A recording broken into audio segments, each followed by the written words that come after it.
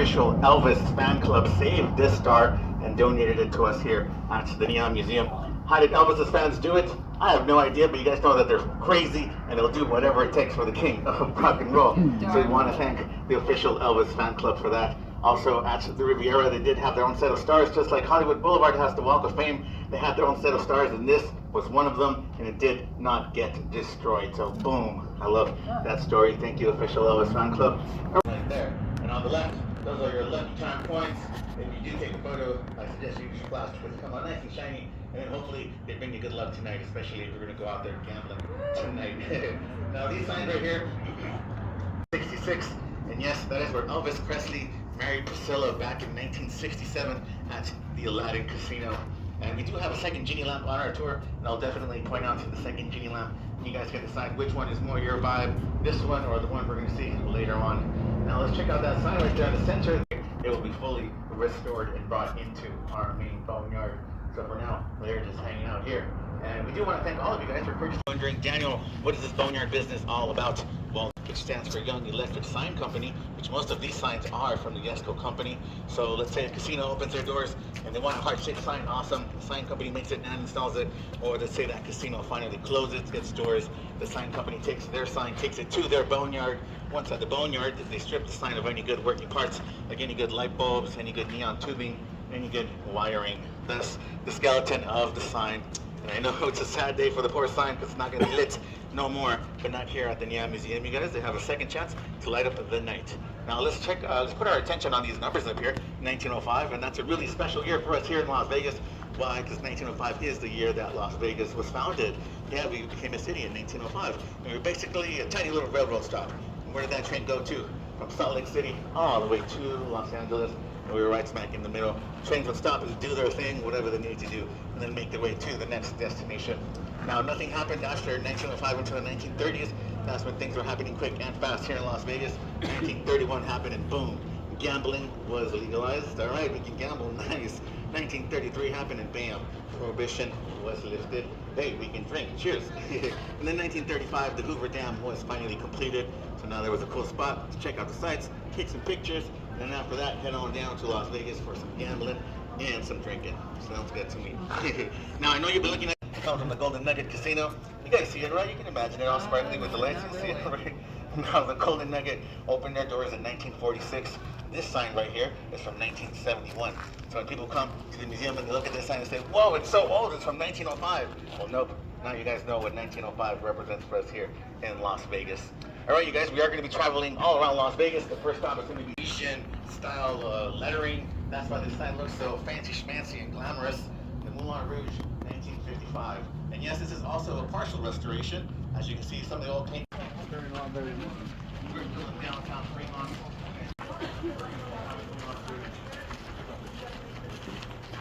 Now, I do want to remind you guys to take your photos and videos to get those memories. Because we're not coming back, you guys. The video's saying. We can't go meet them back. But it's not during the tour.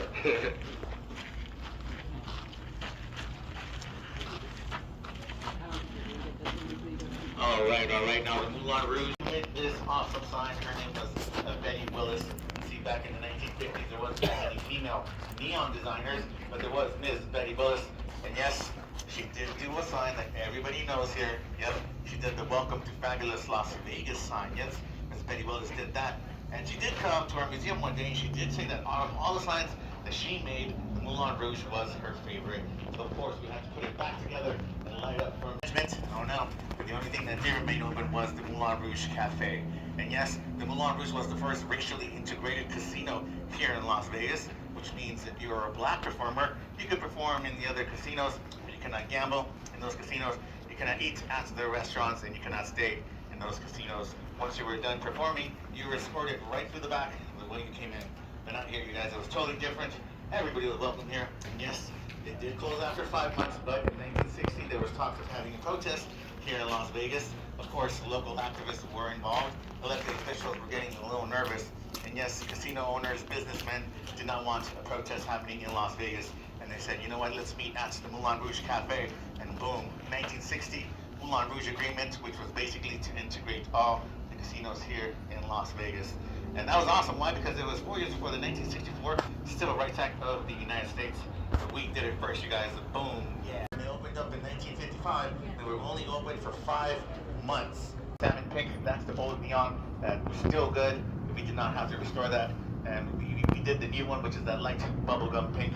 And they say that neon lights tubing can last up to 70 years if it's not broken or anything. So there you go. That's why I have the 2 different colors of pink. Come on, Rouge, you guys. Follow me this way. We're going to check out Horseshoe. Down a little bit, so please watch your step. Follow me into the knee. Check out Horseshoe. We're still in downtown. Take your photos as we go.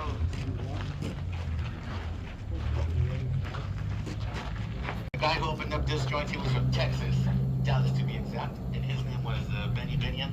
And Benny Binion was a really interesting character. Why was Mr. Benny so interesting? Well, he was accused of 2 murders, you guys, not 1 murder, but 2. He was acquitted of 1, and he was supposed to serve time for the second one, but for some reason, I don't know, Mr. Benny got out of that one and didn't have to go to jail. But he eventually did end up in prison.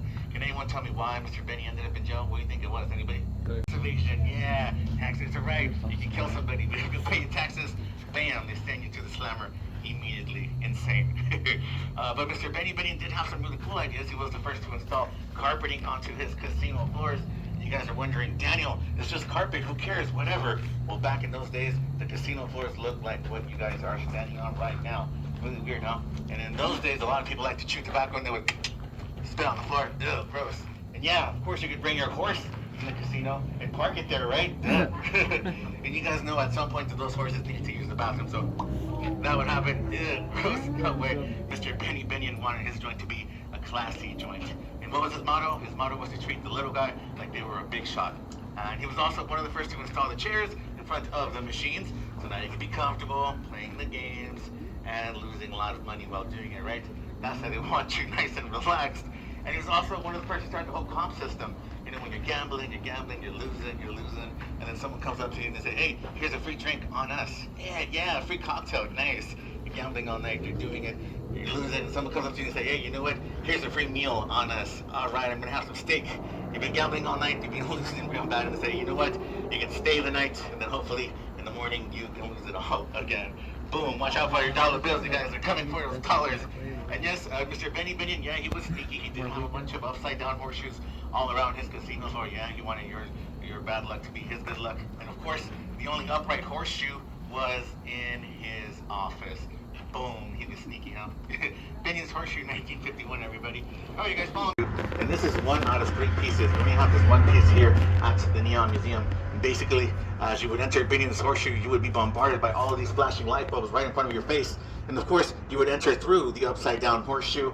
Why? Because they wanted your bad luck to be their good luck. Man, they're so sneaky. Now, this is the H-well when you would enter. Sorry, excuse me. Now, this was I'm blanking out here. 8 miles of neon tubing and 30,000 light bulbs. That's a lot of lights. And you're wondering, why were they being so extra? Why did they need so many lights? Well, if you want to be noticed on the street, you got to be the most brightest and most annoying building on the block. Especially if you had a couple of drinks in you, you're going to look at the building and say, ooh, bright and sparkly. I'm going to come on in and strike it rich tonight. Good luck. And yes, I know you're thinking about those 8 miles of neon tubing right here where we're at the Neon Museum, all the way to the Mandalay Bay Boom Casino. That was the 8 miles of neon tubing that this joint had. Insane, right? Now, this building was definitely covered in neon tubing and light bulbs. It's what we call a decorated shed in the sign industry business. The H-well 1961, everybody. All right, you guys, before we come on out to the bathroom. Get those memories, guys. Thank the Fitzgeralds. Why? Because they totally restored this sign. You see, it does take a lot of time and a lot of money to restore these signs, getting them to look exactly like they used to. So thank you, Fitzgeralds, for that. And some interesting facts about the Fitzgeralds is that they did have the first African-American casino owner in the whole United States. His name was John Barden. Now they do have a new owner. His name is Derek Stevens. And it's no longer called the Fitzgeralds. It is now called the D. And the D stands for his hometown, which is Detroit. So there you go. Next time you see the D, be like, hey, Detroit in the house.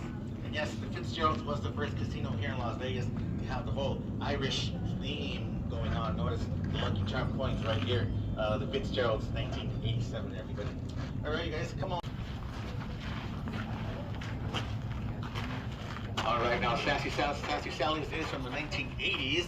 And if you're wondering where was Sassy Sally's located, well, if you know where Circa Casino is, that is where Sassy Sally's used to be. And if you don't know where Circa is, you can just look right behind you. See this giant building right there. It says Circa right on top. You can't miss it.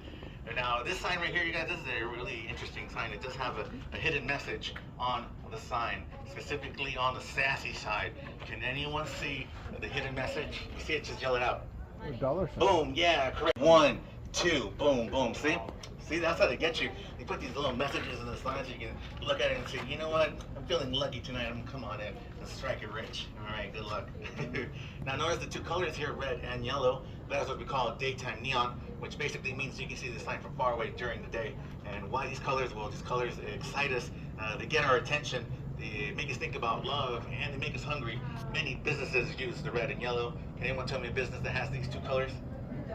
Burger King, McDonald's, In-N-Out, Shell, Wells Fargo, Denny's. All those guys use daytime neon to get your attention. So next time you're staring at a sign that's red and yellow, you're going to be like, hey, it's doing its job because I'm staring at it. Sassy Sally's 1980s, everybody. All right, guys, follow me this way. We're going to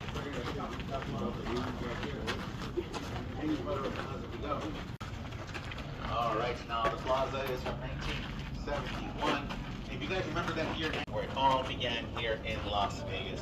And yes, when the Plaza opened their doors in 1971, we were the largest casino in the world. Pretty cool. And yes, they were also the first to hire female blackjack dealers here in Las Vegas. Love that.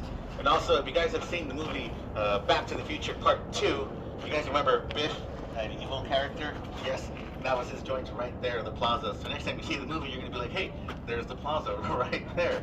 And yeah, that guy really bugged me. I don't know about you guys. We do want to thank the Plaza. Why? Because they fully restored this sign. So thank you, Plaza, for that. The Plaza 1971, everybody. All right, you guys, we're about to enter Motel Row. And all we're going to do is turn around and face the Yucca sign right over here. Photo. We're now at Motel Row.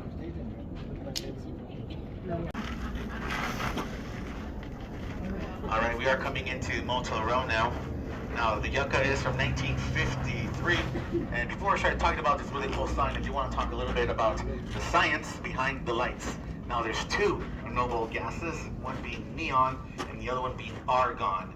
When electrified, neon shines a bright red. When argon is electrified, shines a blue color. Now, notice the letters here where they're bent.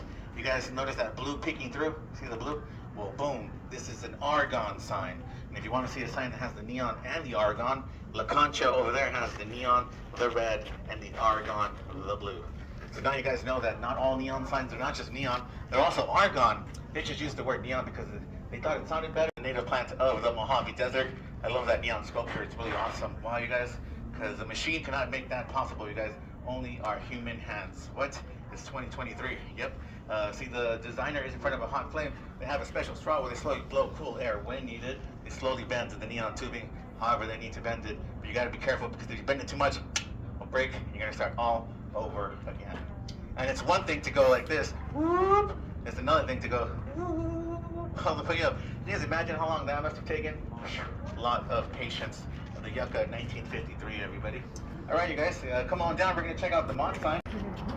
We're gonna check out the mod sign. You gotta go. Argon sign.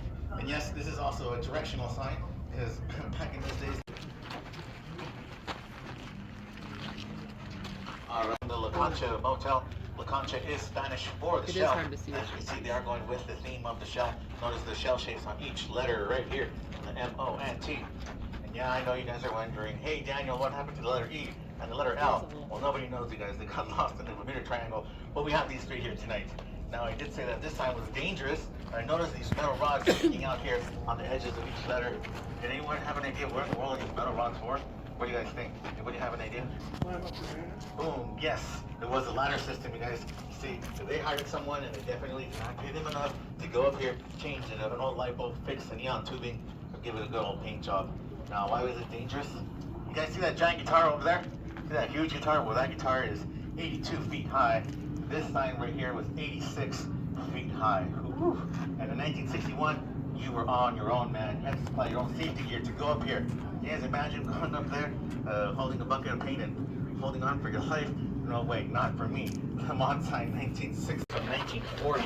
And yes, this is our oldest working sign here at the Neon Museum. Still going strong since 1940. Whew. Now that's some good craftsmanship right there. As you can see, it is a directional sign. Notice the red arrow telling you right this way, come on in. Check out that advertisement right there. Steamed heat. Does anyone know what the heck that was? What do you think steamed heat was? Anybody? Radiator. Boom, yeah, you're the first group that says it right on the beginning. Radiator, yes, a radiator. See, it does get cold here in Las Vegas, and on a cold, cold night, people will come on in and check in for that steam heat. And on a really, really hot night, they would go over there for the refrigeration, I guess. That's how things were back in those days. All right, you guys, and check out our new... they are the first property here in Las Vegas that's fully owned by a Native American tribe, the Palms. Pretty cool, huh? All right, you guys, follow me this way. We're going to pull man is from 1983, and he is made out of welded steel plates. Details on the eyes, the nose, and lips. Check out his cool hairstyle. He's definitely rocking his cool 1980s mullet. I love it. We call him the Mullet Man because of it. Now, the designer did not give him a paint job. He just left him off plain and boring. But Doc Canadian's pool hall decided to jazz them up. What did they do? They gave him some cool black boots, some awesome blue denim jeans, and a long sleeve Hawaiian shirt. Has anyone ever seen a long sleeve Hawaiian shirt? I don't know, let me know, because I'm on one. I've never seen one. And he is a directional sign. As you can see, he used to be pointing to Doc Canadian's pool hall, but now he's pointing to... Happy shirt, everybody. Happy shirt. 1962. Comes from Steiner Cleaners. All right, I'm going to test you guys. What kind of sign is he? Neon or argon? Argon. Boom. Yeah, you guys were listening. He is an argon sign. Notice the blue color right there. And he's also an animated sign. That's why his hands are going, whoa, whoa, when this kid blows up. Now, Steiner Cleaners here, they were responsible for cleaning the fabulous garments of the performers. One performer in particular, his name was Liberace. And you guys know that Liberace did not play with his outfits, right? He had cake and had 4,000 rhinestones. You know, you just clean the garment with 4,000 rhinestones, right? What did Steiner Cleaners do? Well, they removed all 4,000 rhinestones, cleaned the garment, and then put back off 4,000 rhinestones. Woo! You guys know how long it would take them every single time to make that possible? 1 whole week, you guys. Insane. Now, Mr. Steiner did tell us that his own daughter was the one who came up with the cute happy shirt design, and she told us in an interview that this is not the original. I mean, it was the cute happy shirt, but it was missing one thing. And what was that? A cigar in his mouth. Of course, Mr. Steiner was not having it for his squeaky clean business, so here you look, the cigar and just kept the cute happy shirt guy right here. Happy shirt 1962, everybody. All right, guys, check out these guys. Check out that cool advertisement right there. Refrigeration. Does anyone know what that was? What do you think refrigeration was? Air conditioning. Yeah, correct. Air conditioning. See, back in those days, they had no idea what to call it, so they were like, I don't know, man. What do you think? Refrigeration? All right, boom, bam, put it right there. Refrigeration. And some places here in Las Vegas, they would also call it manufactured weather. Ooh, fancy, huh? Now, check out that cool cowboy up there. I'm sure you've seen him all over the place. He's famous. He's popular. And they made his image in the 1940s. His name is Vegas Vic. And he's not trademarked. Why? Las Vegas Chamber of Commerce came up with him for any business to use for any advertising purposes. That's why he's everywhere in Nevada, and especially here in Las Vegas. And they also modeled him after the Marlboro guy. You know, the cigarettes cowboy guy? That's why he looks kind of similar to the Marlboro guy. And yes, he did marry Vegas Vicky, that cool cowgirl that's kicking her boots. They say that they're happily married. All right, cool, whatever. And then I'm at a motel, everybody. All right, guys. They turned it into a bar. Good call, right? You can never go wrong with selling booze. That's what I say. Some interesting facts about the Red Barn. In the 1970s, they were the first openly gay bar here in Las Vegas. Some cool LGBTQ plus history. And yes, they did close their doors in 1988. And then when they closed in 1988, the whole place immediately burned down to the ground. I don't know, kind of weird. But the only thing that did not burn down was this cool Red Barn sign. So we love it here at the Neon Museum. The Red Barn, 1958, everybody. All right, you guys, we're going to turn around. We're going to face Andy. It was literally a big old Red Barn, everybody. And what did they sell at the Red Barn in 1958? Antiques. Were they making money selling antiques in 1958? No.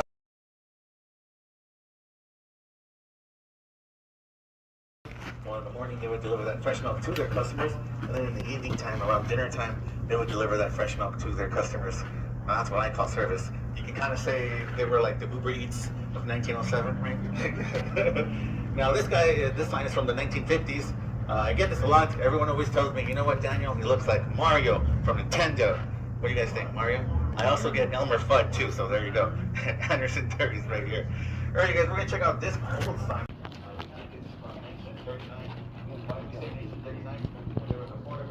So from 34 to 39 is when we're thinking. But this business began all the way back since 1929 by who? A woman named Maddie Jones. And what does she sell from her kitchen window, you guys? Bootleg whiskey and fried chicken, you guys. Boom. Yes, she was selling the good stuff. Now, usually when the guys working at the Hoover Dam, when they were done with their shifts, they would come on down to Miss Maddie Jones' kitchen window and they would give her a little knock. She would supply them with that awesome bootleg whiskey and that tasty fried chicken. Now, she didn't make a lot of money and she saved her coins. She eventually opened up the Green Shack and she was able to advertise cocktails, steak, and chicken, the Las Vegas diet. That's all we need here, right? And everybody's happy with that. Now, this was also a family business and they closed their doors in 1999. Woo, from 29 to 99. That's a long time. The Green Shack sign, everybody. All right, you guys, we're about to enter the street. Which is now an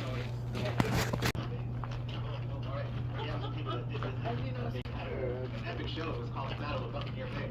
They show had everything. Well, the cool thing about this being what are they doing these free shows at Treasure Island every hour, Daniel? Well, casino owners were thinking, and they were like, you know what? We need more people coming into Las Vegas. What do we do? What do we do? What do we do? Yeah, I know. Let's turn Las Vegas into a family-friendly spot. Yeah. So we're going to make these free shows for everybody to enjoy with their friends and family. But you know what they weren't thinking? When that show would start every hour, everybody from the casino would leave to go outside to see this free show, which means nobody was gambling inside, and they weren't making no money, honey. So, of course, they said, yeah, sadly, those shows ended. And now we're known for what happens in Vegas, stays in Vegas. Seems about right. And this guy right here, he's hollow, he's fragile. He is a 1/4 inch thin. He is made out of fiberglass. You can see over here, he's cut out. When you get a chance, you can see how thin he is. And yes, he did have a friend, but sadly his friend could not make it. He just shattered into a bunch of pieces. That's why he's laying down, not standing on his chinny chin chin. But if you do want to see his cute face, it's really weird. You can just Google Maps the Neon Museum. You can see his giant face smiling at you right there with his huge gold tooth right there. And yes, they did tell us that he was only meant to last 15 years, and this year he turned 30. So boom, there you go. Yeah, you want him to go up to $1 million. Treasure Island 1993, everybody. All right, you guys.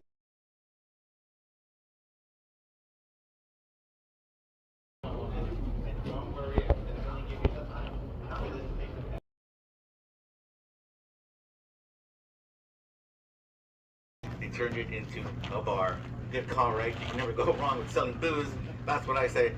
Some interesting facts about the Red Barn. In the 1970s, they were the first openly gay bar here in Las Vegas. Some cool LGBTQ plus history. And yes, they did close their doors in 1988. And then when they closed in 1988, the whole place immediately burned down to the ground. I don't know, kind of weird. But the only thing that did not burn down was this cool Red Barn sign. So we love it here at the Neon Museum. The Red Barn, 1958, everybody. All right, you guys, we're going to turn around. We're going to face Andy. Aladdin, 1876. All right, let's check out this cool Liberace sign right over here. And the candelabra. And yes, that is a Liberace signature right there. And yes, Mr. Liberace was the highest paid entertainer here in Vegas in 1955. How much would he make a week? $50,000 a week, which would be here in 2023 would be about $500,000 a week. Boom, that's a lot of money right there. The Liberace sign. All right, guys, let's turn around and face that up to Las Vegas just to perform in this sexy and fabulous show inside of Stardust. Now, they did have a 32-year run. They closed their doors in 1991, and more than 19 million people got to see the sexy and fabulous show inside of the Stardust. The Lido de Paris, everybody. All right, you guys, speaking about the Stardust, inside of the Stardust, 1958, and they were one of the first French burlesque. 1815. Okay. Their fans. But what did the Sahara do before the Beatles? Well, they got all the machines and all the things and brought it up to their room. See, that they didn't know the Beatles had an awesome time up there in 1964. Now this land right here is from the 1990s.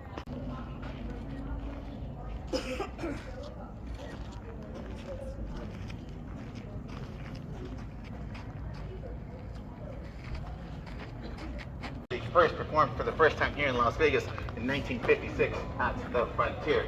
Now, do you guys think Elvis was the headliner back in 1956? No way. Who was the headliner famous comedian. His name was Shecky Green, and most of Shecky Green's fans were middle-aged people, and most of Elvis's fans were too young to come on in and check him out. Either way, Elvis had to perform for 2 straight weeks, you guys. 2 weeks. And he got up there, and he started doing his thing, and everybody was looking at him like, what is this guy doing? What's this rock and roll music? Why is he moving like that? They didn't get his music. Elvis got so mad. You know what he said? He said, I'm out of here, Las Vegas. Peace out. Never returning to Las Vegas. That's what he said. He would never return. Yeah, right, huh? 10 years passed. His good friend, Liberace, gave him a call, and he said, Elvis, you need to come back to Vegas, man. Come back to Vegas, man. No way, 2 weeks of torture. They didn't understand my music. I'm not coming back. Come back. I swear things have changed. He said, all right. History was made, you guys. 600 plus sold out shows. The king of rock and roll, Elvis Presley, here at the frontier. Boom. Love that story. Era of Las Vegas. You guys are wondering, why wasn't the atomic era when 1957 hit and Sputnik was sent out into orbit? Everybody was going crazy about the future. Technology sending a man to the moon, and boom, the Stardust opened their doors in 1958. That's why they have this cool futuristic look. It kind of reminds me of like the Jetson cartoons. You guys see Jetson vibes? It gives me Jetson vibes all the time. Now this sign right here, this is not the whole sign, you guys. This sign was huge. How big was it? It was 188 feet high. If you want to think about that, that's about 2.5 guitars stacked. Boom. That's how big this sign was. Now if you notice right behind it, the Starburst stars right there, the pink, white, yellow, and green. Those are all part of the Stardust sign. Hopefully one day we can fully restore it and bring it back to the way they used to be. And yes, there was a lot of weird, crazy things happening in the atomic era. They were doing atomic testing 60 miles away from Las Vegas. And yes, casino owners had the awesome idea. They said, hey, you know what? Let's get scheduled times of the atomic explosions. Let's invite our guests to the roofs. Bring your mom, bring your grandma, bring the kids, bring your picnic basket, and let's watch the atomic explosions happen in front of our eyes. Pretty crazy though. Sounds kind of cool though, right? 1962, they decided to do the atomic testing underground. Thank the Jesus for that. Crazy times. And also, if you guys have seen the movie Casino, all that drama, all that backstabbing happened here at the Stardust. Now, did they film the movie Casino at the Stardust? No way. Where did they film Casino? Right up there, the Riviera, 1955. No, the Riviera was a really cool joint. They let a lot of Hollywood movies be filmed there, like Austin Powers, Hangover, Diamonds Are Forever, James Bond movie, Showgirls, etc., right there, because they were awesome joints. And yes, they were also calling them crazy back in 1955. Why were they calling the Riviera crazy? Well, they had a plan to build a 9-story building, you guys. That's it, 9 stories. And everybody was telling them, don't do it, don't do it, don't build that building, don't build that building. They were like, why? Why can we build this building? Well, we're on top of an aquifer. If you build that building is going to sink, it's going to tilt to the side. Don't build that building. You guys think they listened to them? Nope. They said, no way, screw you guys, we're going to do it. And boom, that building stood tall and proud. It did not sink, and it did not tilt to the side. So now, thanks to the Riviera here in Las Vegas, we have these giant, epic buildings thanks to them. Insane, right? And yes, the Riviera was the first skyrise on the Strip. There you go, the Riviera, 1955. All right, you guys, I'm going to give you guys a moment to do your thing here. Take your photos here at the Stardust. They closed their doors in 2016, and when they closed their doors in 2016, the guitar remains there untouched until we got our hands on it. In 2017, it took us 2 years to restore the sign. 16 pieces, you guys. We had to take it apart. 16 pieces, bring it here, and cranes and put it back together. And don't worry, it does go 32 feet underground, so it won't be rocking and rolling on us tonight. And yes, this was the first guitar-shaped sign for the Hard Rock Cafe. And it's also modeled after Pete Townshend's guitar, the Gibson Les Paul, Pete Townsend from the Goose. And yes, they are going to open a new Hard Rock Cafe, hotel and casino where the Mirage is. That place is done. That's going to be the new Hard Rock Cafe, hotel and casino. And they say that the building is going to be a guitar-shaped glass building, and the lights is going to be a light that goes, the string lights is going to go all the way up to the moon, just like. All right, you guys, I hope you guys have enjoyed your time hanging out, learning about the awesome signs here in the history of Las Vegas. I'm going to give you like 10 minutes to hang out here. Thank you.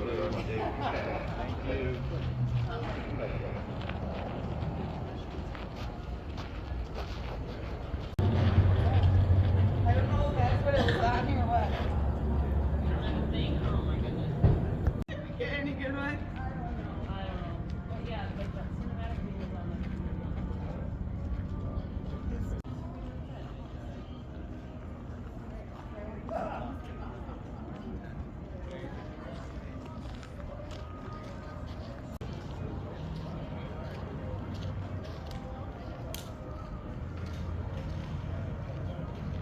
I your see sign. it. I see it now.